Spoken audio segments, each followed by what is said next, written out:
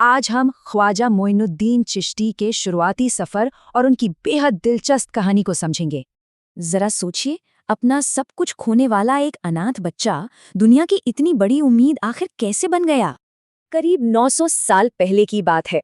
Sistan शहर में मोइनुद्दीन नाम के एक बच्चे का जन्म हुआ था। बहुत छोटी उम्र में ही उनके सिर से माता पिता का साया उठ गया। ये एक बहुत बड़ा सदमा था। लेकिन इस गहरे दर्द ने उनके दिल में दूसरों की तकलीफों के लिए एक अनोखी हमदर्दी पैदा कर दी।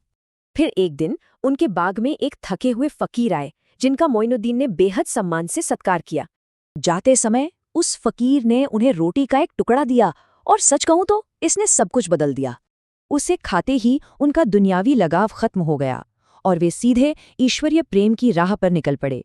उन्होंने अपना सारा सामान बेचा, पैसे गरीबों में बांटे और रूहानी इल्म की तलाश शुरू कर दी, बिल्कुल निस्वार्थ। बुखारा से लेकर मक्का तक इस लंबे और कठिन सफर में उन्होंने भयानक भूख सहकर भी गहरा ज्ञान हासिल किया। कमाल की बात यह है कि जैसे जैसे उनका ज्ञान बढ़ता गया, उनकी नम्रता भी उतनी ही गहरी होती गई। मक्का पहुंचकर पवित्र काबा को देखते ही उनके आंसू छलक पड़े। उन्होंने घंटों तक वहां सजदे में वक्त गुजारा। मदीना में उन्हें एक खास रूहानी पैगाम मिला, जिसने उन्हें सीधे हिंदुस्तान जाकर मोहब्बत फैलाने का रास्ता दिखाया। उस दौर में हिंदुस्तान भारी भेदभाव और गरीबों के प्रति गहरी क्रूरता में बटा हुआ था।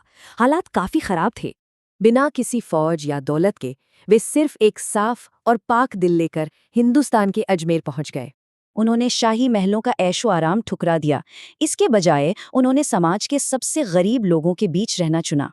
भूखों को खिलाना, बीमारों की सेवा करना और रोते हुओं को गले लगाना, बस यही उनकी जिंदगी बन गई।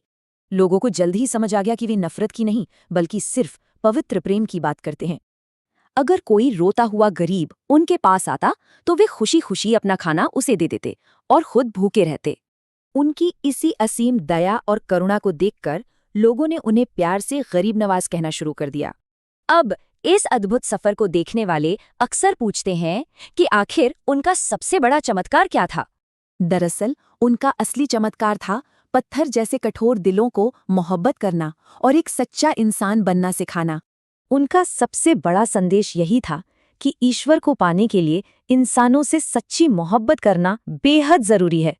तो अंत में जरा सोचिए, करुणा की ये शानदार विरासत आज हमें कमजोरों के साथ कैसा व्यवहार करना सिखाती है।